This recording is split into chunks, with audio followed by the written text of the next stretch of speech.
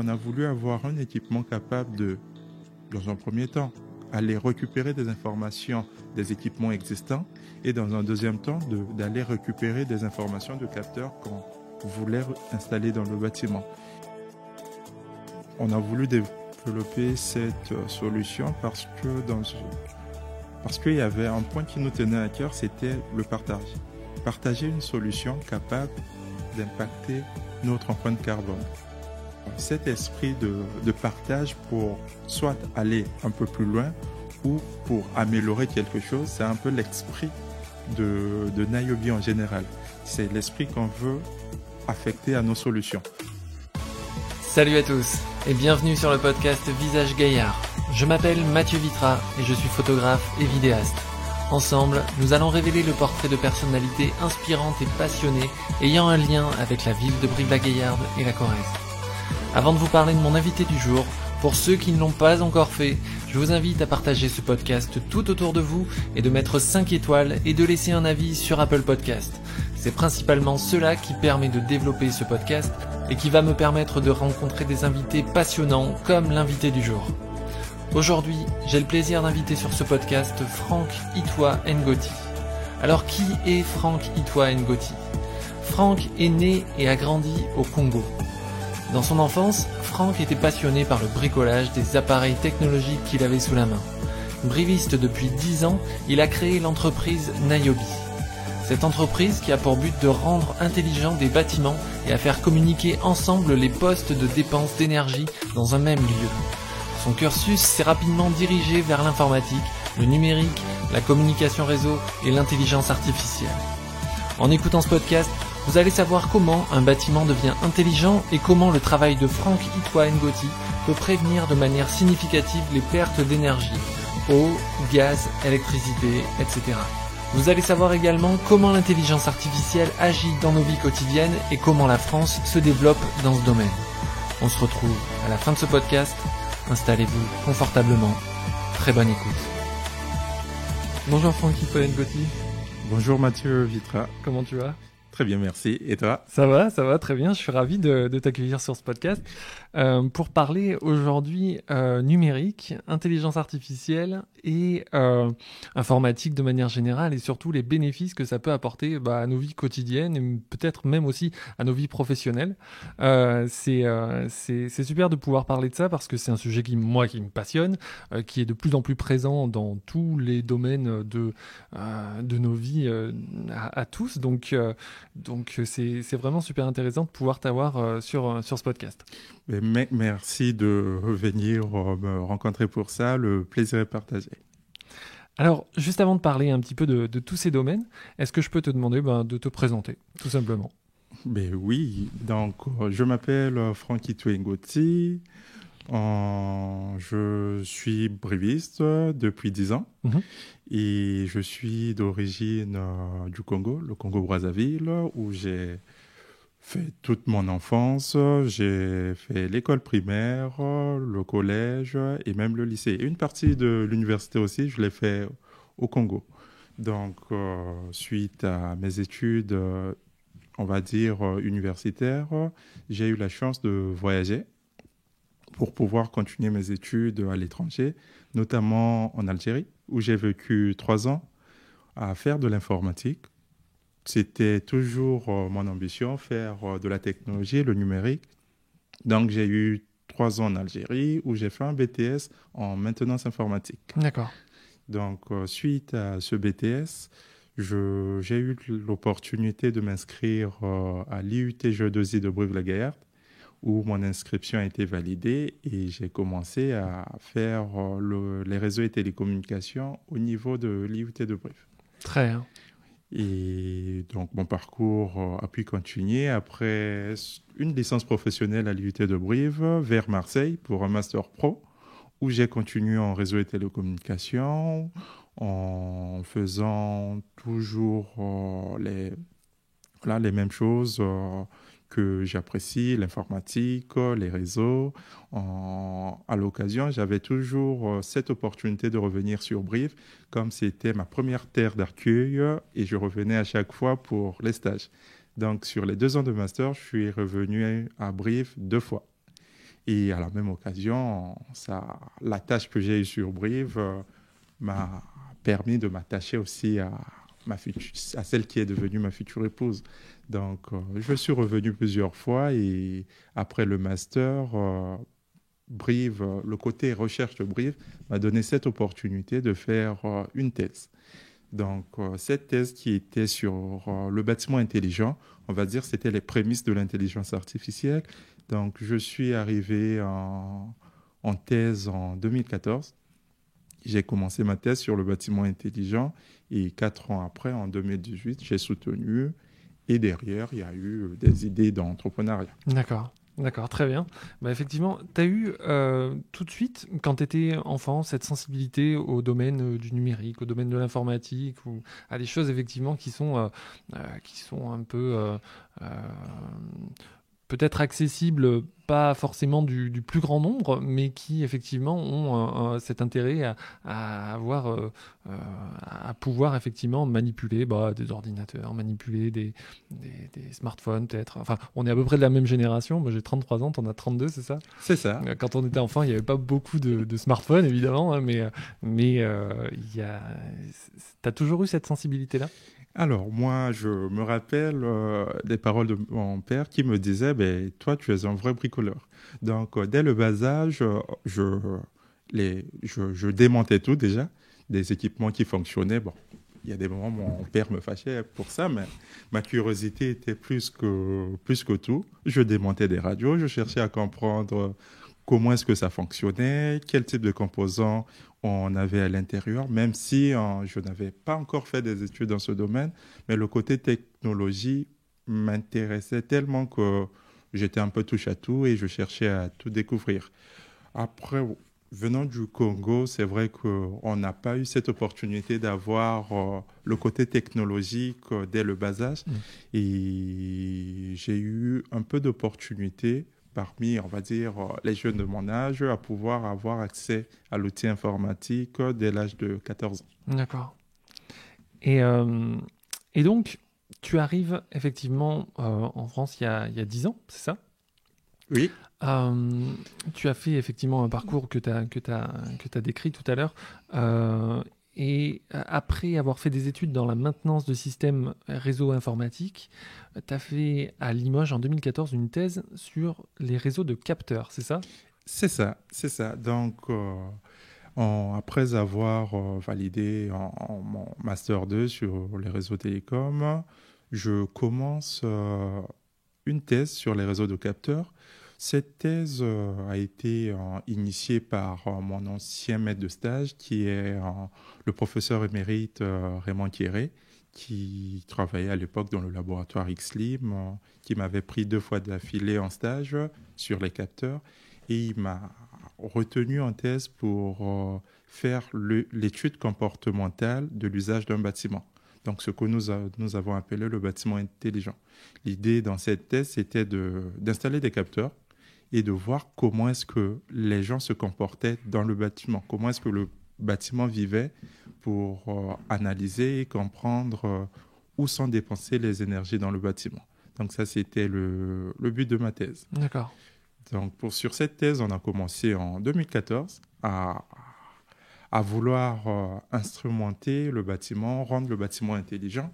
On est sur un site où ça date à peu près de 30 ans. On va dire le bâtiment n'est pas très intelligent, les équipements ne sont pas très communicants, donc il fallait déployer tout le système intelligent.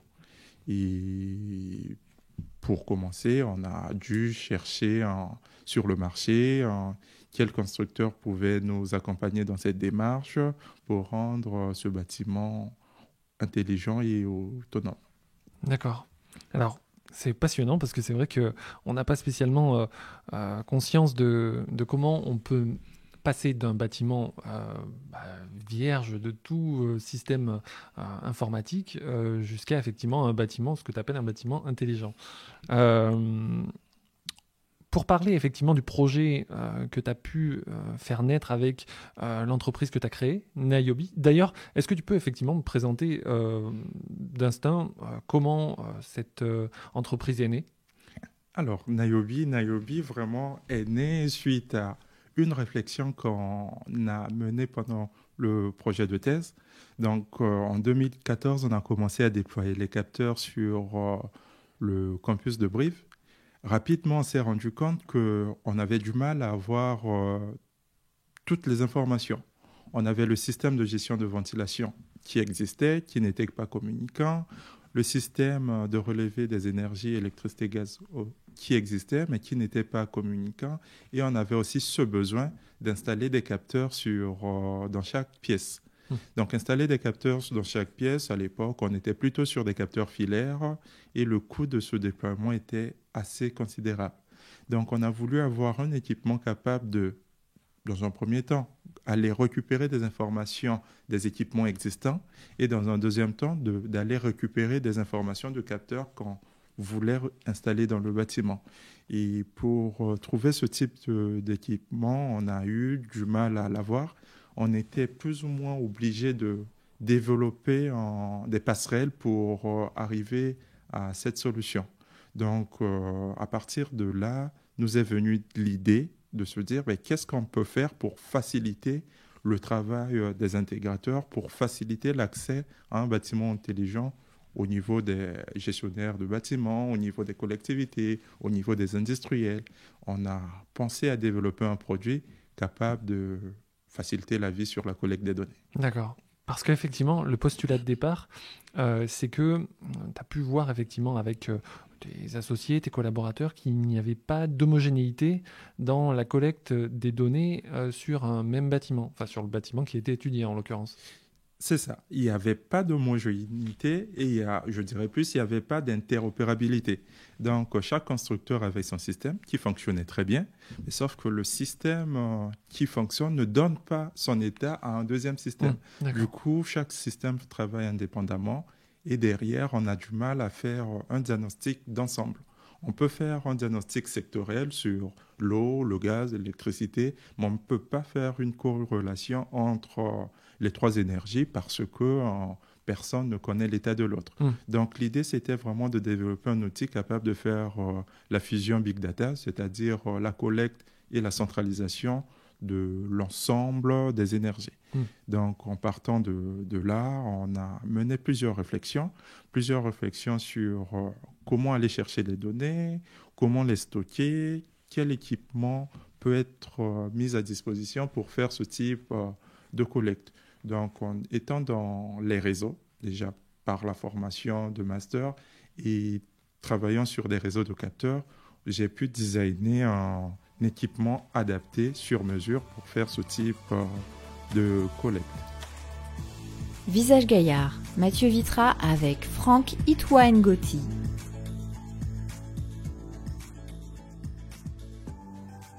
Alors concrètement, donc le principe, c'est qu'effectivement il y a des capteurs en eau, en électricité, en gaz, des capteurs qui collectent des données, qui sont remontées à une box réseau, un centralisateur de données.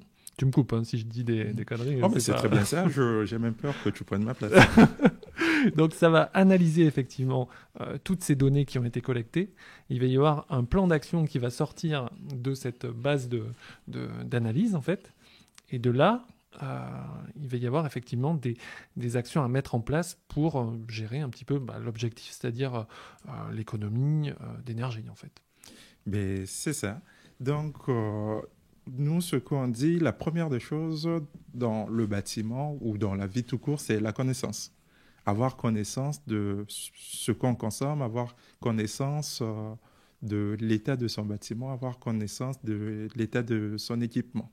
Donc, si on a connaissance, derrière, on saura qu'est-ce qu'on peut faire pour améliorer, on va dire, si c'est de l'énergie, la consommation de cette énergie, si c'est le chauffage, la régulation du chauffage, et ainsi de suite. Donc, l'idée de base, c'est installer les capteurs, collecter les données. Donc, c'est ce qu'on fait. On a pu le faire avec des capteurs sans fil qui peuvent communiquer sur des kilomètres. Théoriquement, on peut dépasser les 15 kilomètres. Dans la pratique, voilà, on est entre 2 et 10 kilomètres de communication.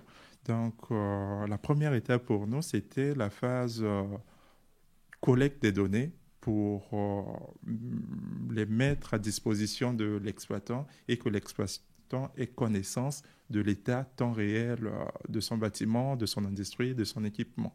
Donc, on a commencé par ça, qui a apporté quelques réponses.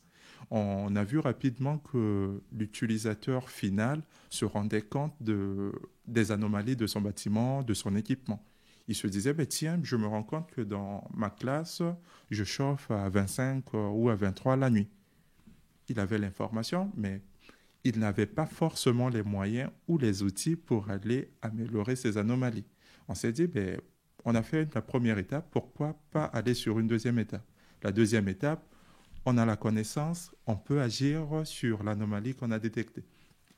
On a commencé à travailler par des algorithmes de détection d'anomalies et de correction d'anomalies. Donc, si je reviens sur des exemples, je prends par exemple sur la consommation d'eau, on va détecter que pendant la phase de fermeture d'un bâtiment, il y a une consommation continue qui s'établit. Derrière, on va avertir l'utilisateur et on a aussi la possibilité de venir automatiquement à couper la vanne d'alimentation d'eau dans le bâtiment. Ça, c'était des étapes qu'on a mis en place. La même chose peut se faire aussi sur le chauffage.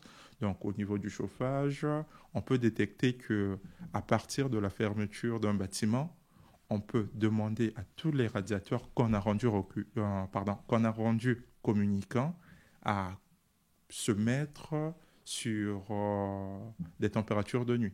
Donc, l'usager, parfois, a oublié son radiateur à 5 sur l'échelle de 1 à 5 sur le chauffage. Et pendant les fermetures de nuit, le système peut envoyer des commandes sur des radiateurs en leur disant je ne veux pas que vous restiez à 5, mettez-vous à 1, à 2 pour économiser de l'énergie. Donc ça, c'était la deuxième étape qu'on a voulu mettre en place pour permettre à l'utilisateur pas seulement de voir l'état de son bâtiment, mais aussi d'avoir un outil qui l'aide à améliorer la consommation de son bâtiment. D'accord. Alors, ça me fait beaucoup penser effectivement à la domotique en fait, parce que effectivement il peut y avoir des actions qui sont mises en place par rapport à des situations, à des scénarios. Mais là, la technologie que tu as mis en place, c'est quelque chose qui est voué à être applicable davantage sur des particuliers ou davantage sur des entreprises? J'ai l'impression effectivement que c'est des bâtiments qui sont assez grands et occupés de beaucoup de personnes. Donc ça me paraît effectivement plus applicable sur des entreprises, mais est-ce que ça pourrait être voué à être appliqué chez des particuliers?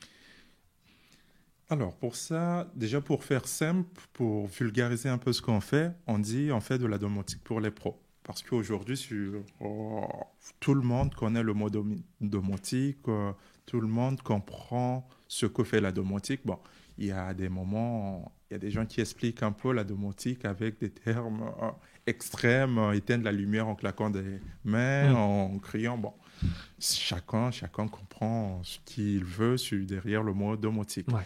On fait la domotique orientée sur les professionnels.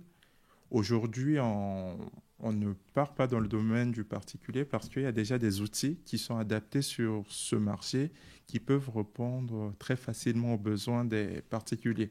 Bon, nous, on a voulu plutôt voir le côté professionnel parce qu'il y a plusieurs paramètres qui interviennent dans le monde professionnel qu'on ne retrouve pas au niveau du particulier, surtout sur la masse des données.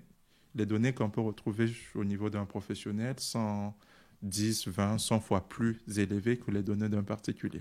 Donc, on est plutôt sur la collecte massive des données des professionnels pour derrière générer des applications qui apportent des économies d'énergie. D'accord.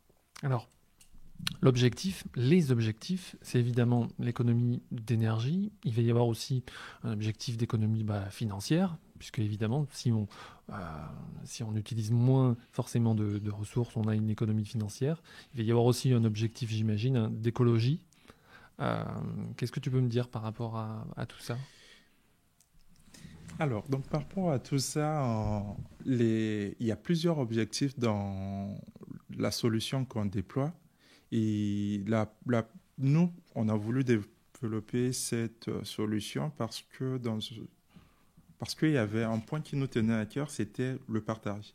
Partager une solution capable d'impacter notre empreinte carbone.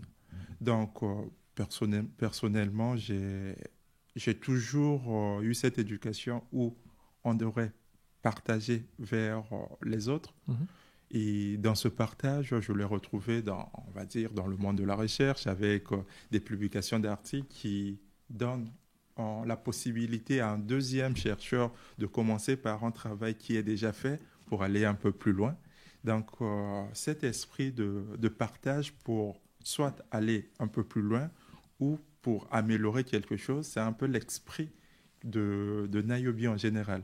C'est l'esprit qu'on veut affecter à nos solutions. Donc, nos solutions derrière, c'est le partage pour la connaissance, mais le partage pour que nous puissions agir ensemble sur notre empreinte carbone, sur l'impact écologique, sur aussi l'impact financier, parce que quand on touche à l'écologie, derrière, on peut retrouver un gain financier pour l'utilisateur.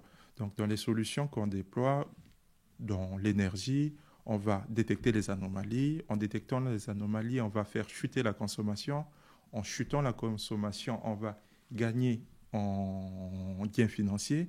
Mais très rapidement, l'eau qu'on ne dépense pas sur les fuites d'eau, on le gagne sur les stations d'épuration qui traitent moins d'eau.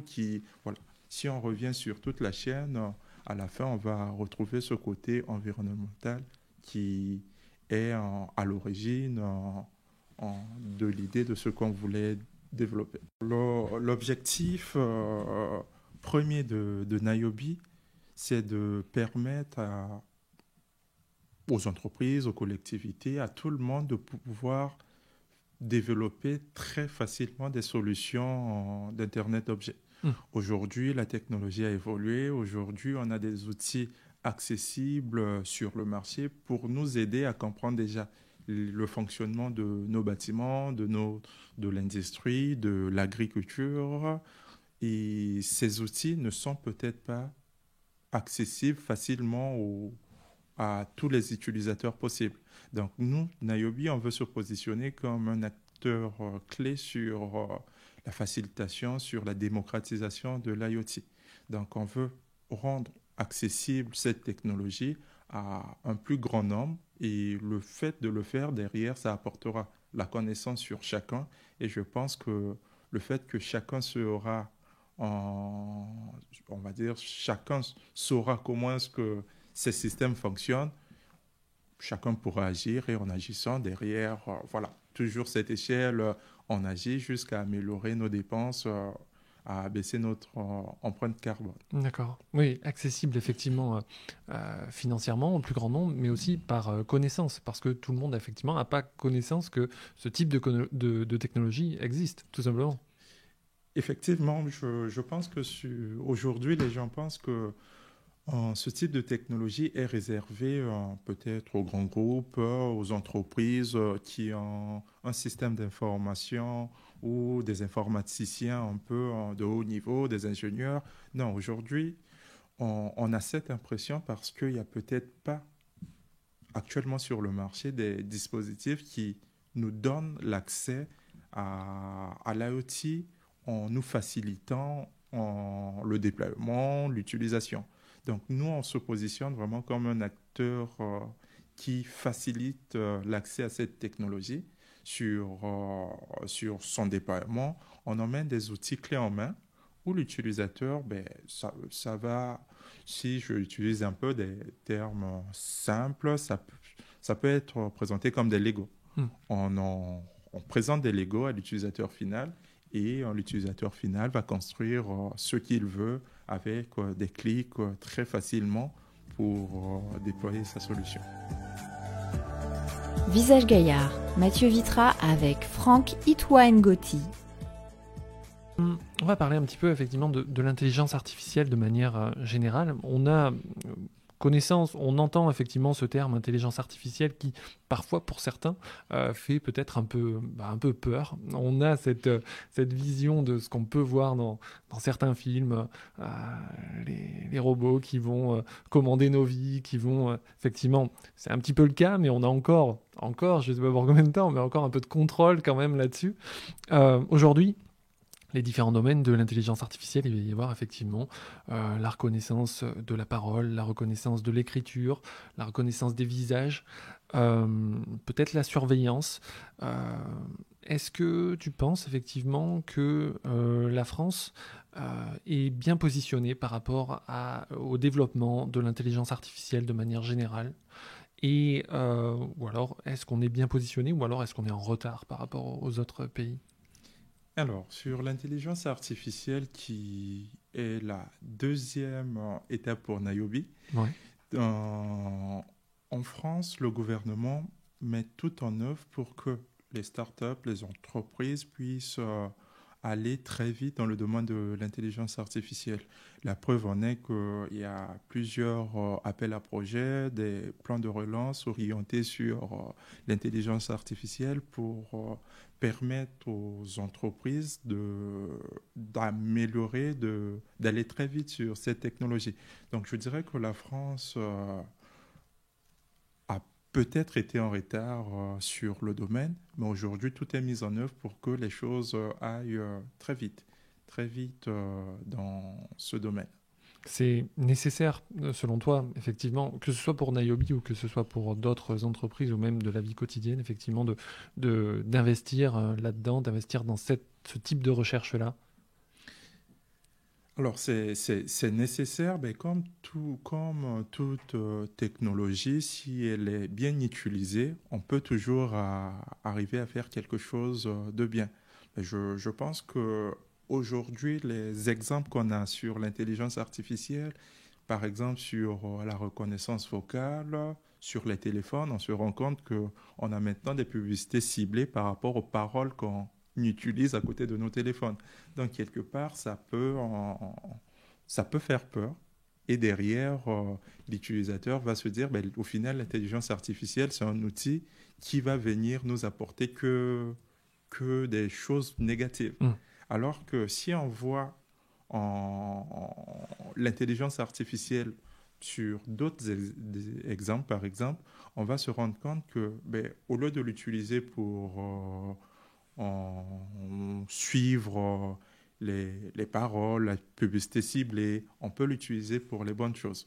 Les bonnes choses, identifier par exemple que dans une pièce, si on n'agit pas, dans 3 heures, la température va dépasser 21 degrés et quelque part, on va déjà commencer à améliorer les choses. On peut vraiment l'appliquer sur des domaines qui auront des impacts positifs pour l'usager et aussi pour la planète. C'est passionnant.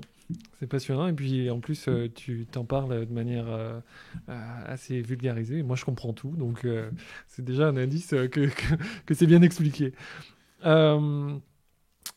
Par rapport à tout ça, est-ce que ton entreprise Niobe a d'autres projets ou alors que cette technologie, cette solution se transfère ou s'applique dans d'autres domaines. On parlait de l'agriculture tout à l'heure. Est-ce que ça peut être quelque chose qui est voué à se développer davantage ou peut-être qu'il y a d'autres domaines que je ne soupçonne même pas qui peuvent être effectivement développés? Alors, si je parle de la technologie de Niobe a commencé à se positionner sur la collecte des données. La collecte des données, aujourd'hui, on peut tout collecter.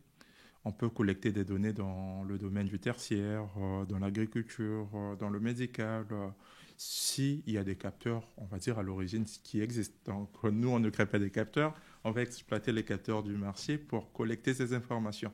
Avant d'arriver sur l'application finale qui est l'intelligence artificielle, en amont, on a besoin de la donnée. Donc, nous, on a compris toute cette chaîne de valeur. C'est pour cela on s'est dit, avant de penser grand, commençons par la base. La base qui est la collecte de données, la mise à disposition de ces données. Donc, aujourd'hui, nos solutions s'appliquent dans plusieurs domaines. dans le tertiaire, dans le médical. Si on prend la situation actuelle, on a besoin de stocker des vaccins, la supervision de la chaîne d'approvisionnement des vaccins. On peut appliquer notre solution dans l'agriculture, sur la régulation de l'arrosage, par exemple. On peut appliquer nos solutions dans l'industrie, sur la supervision des machines tournantes, pour éviter qu'un moteur tombe en panne. On va venir analyser les vibrations que ça génère et avertir l'usager avant que le moteur tombe en panne. Donc, on a voulu avoir un système bien construit capable de nous collecter une masse de données. Et à partir de cette masse de données, notre deuxième étape, c'est de développer des algorithmes d'intelligence artificielle qui vont venir analyser les données dans le domaine de l'industrie, les données dans le domaine du médical, dans le domaine de l'agriculture, pour sortir des informations pertinentes. Donc, à ce sujet, on a commencé à travailler avec le laboratoire XLIM, qui est le laboratoire de recherche de l'Université de Limoges, depuis, on va dire, la création de Niobe. Depuis la création de Niobe, on va dire en 2018, avec l'entrée en incubation dans l'incubateur de l'Université de Limoges qui s'appelle Lavrul, le laboratoire XLIM nous a toujours accompagnés dans notre vision technologique. Donc, que ce soit sur la technologie de collecte des données, en comment compresser ces données pour arriver à des bases de données optimisées pour ne pas avoir 10 gigas de données avec la même donnée qui se répète à chaque fois.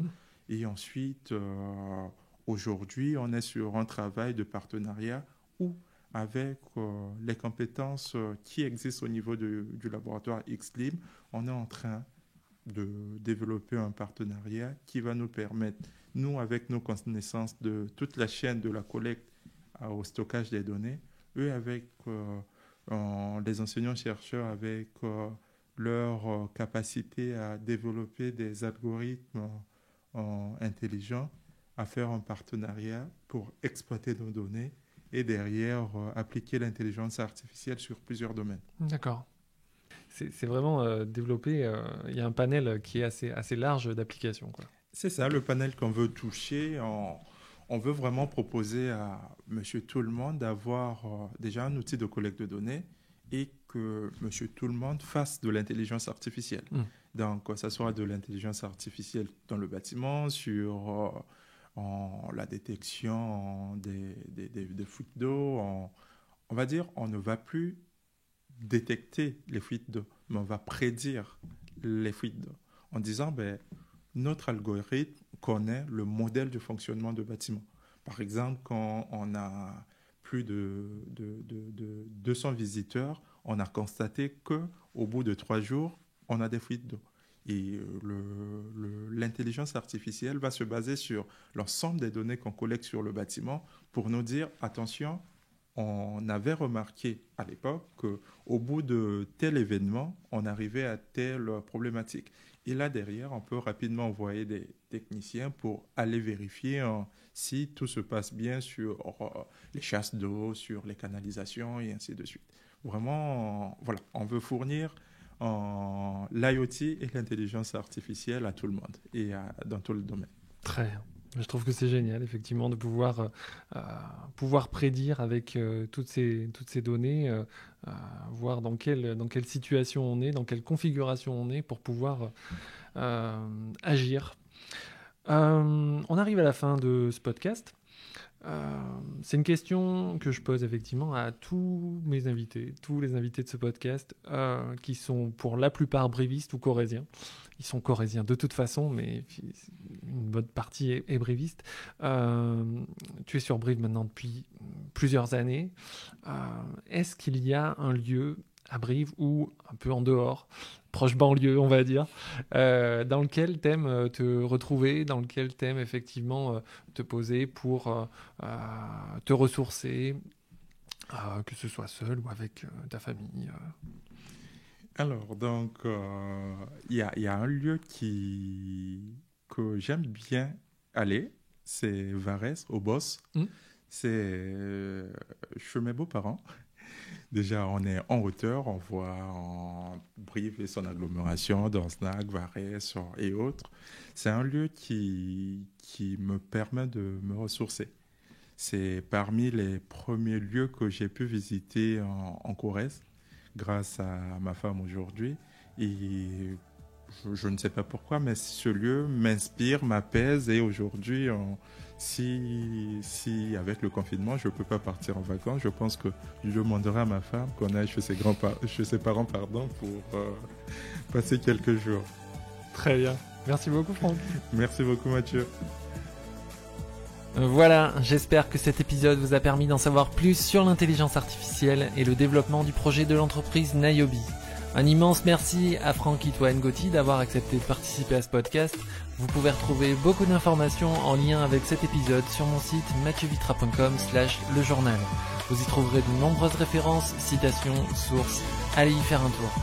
N'hésitez pas à partager cet épisode sur vos réseaux sociaux, Instagram, Facebook, LinkedIn et à mettre 5 étoiles ainsi qu'un commentaire sur Apple Podcast, c'est très important pour moi.